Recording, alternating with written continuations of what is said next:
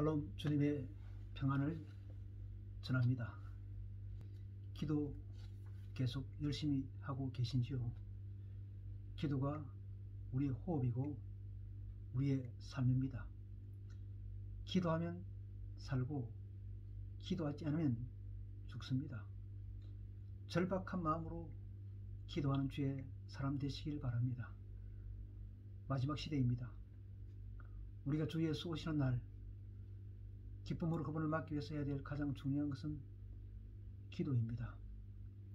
기도할 때 우리의 모든 문제는 기쁨과 감사로 변화될 수 있고 또 감동으로 됩니다. 그리고 어려운 문제를 견딜 수 있고 또 그 문제가 승리가 되는 귀한 기회로 만들 수가 있습니다. 오늘은 다시 또 기도 잘하는 책의 내용을 일부러 읽어드리도록 하겠습니다. 이 책을 또 보니까 너무 좋아요. 그래서 제 챕터 2에 모든 것은 기도는 모든 것입니다. 이 부분을 읽어드립니다. 모든 것은 기도에서 시작됩니다. 믿음은 무릎 꿇으면서 시작됩니다. 무릎 꿇지 않은 사람은 아무것도 할 수 없는 무력한 사람입니다.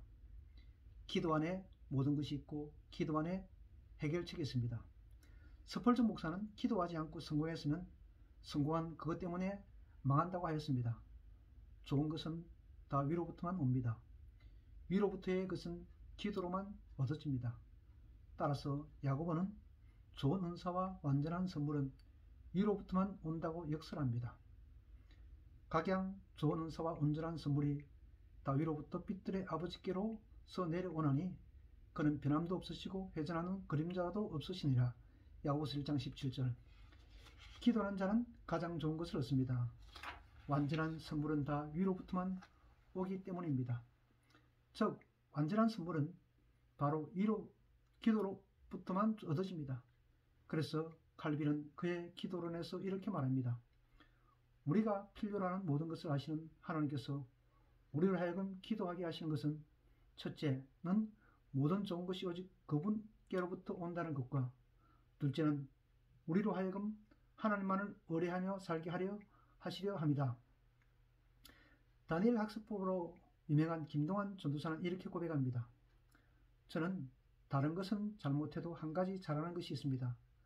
바로 기도입니다. 저는 어떤 문제가 닥칠 때 제가 무엇을 할 수 있다고 생각하지 않습니다. 살아오면서 내가 무언가를 할 수 있다고 생각했을 때, 자신감에 차 있을 때 그 문제는 해결되지 못하고 더욱 어려워졌습니다. 하지만 도저히 내 힘으로 내 능력으로 할 수 없다고 생각한 문제는 처음부터 철저하게 하나님께 두 손 들고 매달리며 기도했습니다. 그러면 도저히 감당할 수 없을 것처럼 보이던 문제가 해결되었습니다. 지금 무슨 일이 생기면 다른 사람들의 도움을 빌려보겠다는 생각은 아예 하지 않습니다. 인간을 의지하여 무언가를 먼저 해보겠다는 생각은 아예 잊었습니다. 대신 바로 하나님께 가지고 나아가기도 합니다. 공부하다가 갑작스레 문제가 생기면 공부를 잠시 접고 두 손 들고 기도합니다. 걸어갈 때도 갑자기 무슨 문제가 생각나면 그 문제를 놓고 기도합니다. 제가 비록 29이라는 짧은 인생을 살았지만 여러 번의 시행착오를 거치면서 뼈저리게 느낀 것이 하나 있습니다. 나의 노력과 나의 힘으로 무언가를 해보려고 했을 때 생기는 참담한 시행착오를 이제부터라도 온전히 주님께 맡겨보자는 것입니다. 그래서 요즘은 어떤 문제가 생기더라도 당황하지 않습니다. 재빨리 주님께 아뢰는 일에 힘을 쓰기 때문입니다. 가장 좋은 해결책은 오직 기도로만 나옵니다. 좋은 것은 기도를 통하여 위로부터 옵니다. 그럼에도 불구하고 우리는 얼마나 많이 기도를 최후의 것으로 쓰는지 모릅니다. 세상적인 모든 방법을 동원하다 되지 않으면 그때서야 기도하는 것이 우리의 현실입니다. 그러나 가장 찾아가기 쉬운 것, 가장 먼저 찾아가야 되는 것이 기도입니다. 즉 우리가 일상생활에서 일어나는 모든 일에 대하여 얼마나 자주 하나님께 의뢰하는가 하는 문제를 기도로 합니다. 어느 만큼까지 하나님께 맡기느냐의 싸움을 기도라고 합니다. 세상에서 가장 안정된 자세는 기도하는 자세입니다. 가장 무릎을 잘 꿇는 자가 가장 잘 서 있는 자라는 말이 있습니다. 가장 안정된 자세는 기도하는 자세입니다. 여러분은 비둘기가 왜 그렇게 우스꽝스럽게 뒤뚱뒤뚱 걷는지 혹시 아십니까? 그것은 자신이 가는 방향을 보려고 그렇게 한다고 합니다. 비둘기의 눈은 움직일 때는 초점을 맞출 수 없기에 다시 초점을 맞추려면 걸음 사이에 실제로 머리를 완전히 정지시켜야 합니다. 머리를 앞으로 내밀고는 정지, 또 뒤로 움직이거든 정지하면서 어색하게 뒤뚱뒤뚱 거리며 나아갑니다. 주님과의 영적 행보에서 우리에게도 비둘기와 같은 문제가 있습니다. 우리가 움직이고 있는 동안에는 제대로 보기가 어렵습니다. 우리가 주님과 동행하는 길에는 계속 나아가기 전에 우리가 더 잘 볼 수 있도록 멈추는 장치들이 꼭 마련되어야 합니다. 하루에 3번씩 기도하는 것은 다니엘이 하나님과 동행하는 데에서 필수적인 요소였습니다. 다니엘서 6장 10절 전에 행하던 대로 하루 3번씩 무릎을 꿇고 기도하며 그 하나님께 감사하였더라. 어떤 특정한 영적 재조정은 우리가 멈춰 서지 않는 한 얻을 수 없다는 것을 다니엘은 알고 있었습니다. 이런 멈춤들 때문에 그가 걷는 걸음은 주위 사람들의 눈에 띄게 달랐습니다. 우리는 어떻습니까? 다니엘이 그랬던 것처럼 다르게 보이는 위험을 감수하고라도 비둘기로부터 중요한 교훈을 배워야겠습니다. 맛있게 보이는 것은 잘 보이는 것만큼 중요하지 멋있게 보이는 것은 잘 보이는 것만큼 중요하지 않습니다. 뒤뚱뒤뚱거리는 비둘기 걸음이 안정된 자세가 아닌 것 같지만 비둘기의 뒤뚱거림은 정확히 초점을 맞추기 위함입니다. 이것은 기도의 원리에도 적용됩니다. 세상에서 가장 안정된 자세는 기도하는 자세입니다. 기도하는 자는 가장 안정된 삶을, 승리와 축복의 삶을 살 수 있습니다. 가장 무릎을 잘 꿇는 자가 가장 잘 서 있는 자인 것입니다. 열왕기상 18장에서 엘리야는 아합 왕에게 3년 6개월이나 지속됐던 가뭄이 그치고 비가 올 것을 예언하며 아합 왕에게 이제 근심하지 말고 올라가 마실 것을 권면합니다. 아마 아합 왕은 이스라엘의 수년간 계속된 가뭄으로 인하여 식음을 전폐할 정도로 몹시 근심하고 탈진되었던 것 같습니다. 엘리야가 아합에게 이르되 올라가서 먹고 마시소서 큰 비 소리가 있나이다. 아합이 먹고 마시러 올라가니라. 엘리야가 갈멜산 꼭대기로 올라갔어. 이렇게 엘리야가 3년 6개월이나 계속된 이스라엘에게 비가 올 것이라고 확신하는 근거가 무엇입니까? 그것은 바로 기도입니다. 기도하는 자는 자신만만한 인생을 살 수 있습니다. 엘리야는 아합에게 비가 올 것을 자신만만하게 자신하고 다시 갈멜산 꼭대기로 올라갑니다. 그리고는 땅에 꿇어 엎드려 그 얼굴을 무릎 사이에 넣고 간절히 하나님께 기도합니다. 41절과 42절의 분위기가 너무 다르지 않습니까? 41절에서 아합 왕에게 비가 올 것임을 자신만만하게 소리치던 엘리야는 42절에서 갈멜산에 올라가 땅에 꿇어 엎드려 그 얼굴을 무릎 사이에 넣고 간절히 하나님께 기도합니다.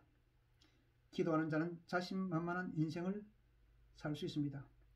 기도하는 자는 확신에 찬 인생을 살 수 있습니다. 다니엘 2장에서 다니엘도 느부갓네살 왕의 꿈의 해석을 자신있게 자청하고 났습니다. 만약 해석이 틀리면 왕을 조롱한 죗값을 톡톡히 치러야 할 것입니다. 그러나 기도하는 인생은 장담을 할 수 있습니다. 땅에 꿇어 엎드려 그 얼굴을 무릎 사이에 넣고 간절히 기도하는 엘리야의 자신은 하나님을 향하여 배수의 진을 친 가장 안정된 자세입니다. 자신만만하고 확신에 찬 엘리야의 모습은 바로 부복하는 기도로부터 온 것입니다. 세상에서 가장 안정된 자세는 기도하는 자세입니다. 가장 무릎을 잘 꿇는 자가 가장 잘 서 있는 자인 것입니다. 가장 강한 무기는 기도입니다. 기도는 가장 크고 가장 강력한 영적 무기입니다.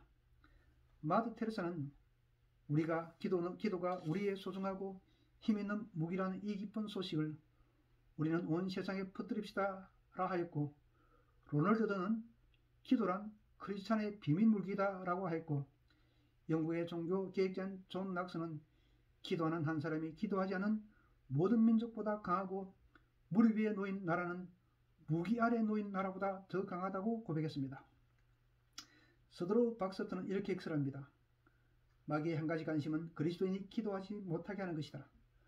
마귀는 기도 없는 성경 공부, 기도 없는 봉사, 기도 없는 종교의식을 결코 두려워하지 않는다. 마귀는 우리의 수고를 비웃고 우리의 지혜를 조소하지만 우리가 기도할 때 떤다. 사람들은 우리의 호소를 일축하고 우리의 복음을 거절하고 우리의 주장을 반대하고 우리의 성도들을 경멸할 수 있을지 모르지만 우리의 기도에 대해서는 꼼짝 못한다. 세상에서 가장 축복된 결단은 바로 기도하기로 결심하는 결단입니다. 세상에서 가장 아름다운 자세는 기도하는 자세이며 세상에서 가장 아름다운 언어는 바로 기도입니다. 작자 미상의 아름다운 시 한 편을 소개합니다. 늘 기도하는 그대의 모습이 좋습니다. 마음으로 간절히 주님을 향해 손을 모은 그 모습을 보면 가슴이 뭉클합니다. 기도는 인간의 힘이 아닌 주님의 도우심을 구하는 겸손이 들어있기 때문입니다. 잠에서 깨어나 가장 먼저 손을 모으고 주님을 향해 감사를 하는 당신의 모습에서 알 수 없는 신성함이 느껴집니다. 자신을 낮추고 주님을 높이며 다른 사람을 위해 간구의 기도를 하는 그대의 모습이 참 아름답습니다. 그런 그대를 볼 때면 함께 기도하고 싶은 그런 마음이 솟아납니다. 기도는 사람의 마음을 맑게 정화시켜 줍니다. 하나님과의 대화를 하기 때문입니다. 늘 기도하는 그대의 모습이 참 아름답습니다. 일반인에게는 느낄 수 없는 숭고한 아름다움이 전해집니다.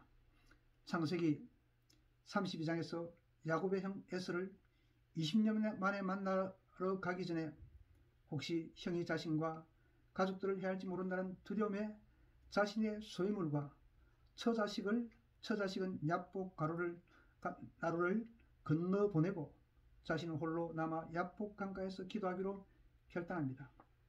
세상에서 가장 복된 결단은 바로 기도하기로 결심하는 결단입니다. 야복에서 기도하는 야곱은 결국 천사의 축복을 받습니다. 기도의 시작도 복이요 기도의 마지막도 복입니다. 어쩌다 하나님 우리에게 기도라는 이 위대한 선물을 주셨을까요? 이런 감격과 감동의 고백이 여러분들에게 있습니까? 그렇다면 여러분은 기도의 축복을 알고 깨달은 분입니다. 야곱의 기도는 시작과 끝이 축복이었습니다. 오스왈드 챔버스는 이런 말을 했습니다. 기도는 더 위대한 일을 하도록 하는 것이 아니다. 바로 기도 자체가 위대한 일이다. 한 목사님은 다음과 같이 말씀합니다. 흔히 기도가 답답하고 괴롭고 절박할 때만 필요한 것이라 생각한다. 그러나 기도는 우리 인생의 모든 문제에 대한 해답이 담겨 있는 것이다. 스탠리 존슨은 우리가 만일 기도의 기교를 알고 행한다면 생의 기교를 알고 행할 것이다 라고 했습니다. 설교자와 찬송가 작시자인 토마스 켈리는 기도는 우리의 시간을 빼앗아가는 것이 아니라 우리의 모든 시간을 얻게 하는 것이라고 하였습니다. 모든 것은 기도에서 시작됩니다. 믿음은 무릎 꿇음에서 시작됩니다. 무릎 꿇지 않는 사람은 아무것도 할 수 없는 무력한 사람입니다. 기도 안에 모든 것이 있고 기도 안에 해결책이 있습니다. 오늘 조금 길었네요. 여러분, 기도가 중요합니다. 여러분의 인생을 기도에 한번 걸어보십시오. 여러분의 인생의 미래가 기대가 되고 마음에 전에 느끼지 못했던 평안과 기쁨과 소망으로 가득 차게 될 겁니다. 기도합니다. 하나님 감사합니다. 우리로 기도의 사람이 되게 하여 주옵소서. 우리가 기도하기로 결단하도록 도와주옵소서. 또 우리가 기도하기로 결단합니다. 예수님 이름으로 기도드립니다. 아멘. 감사합니다. 평안하세요.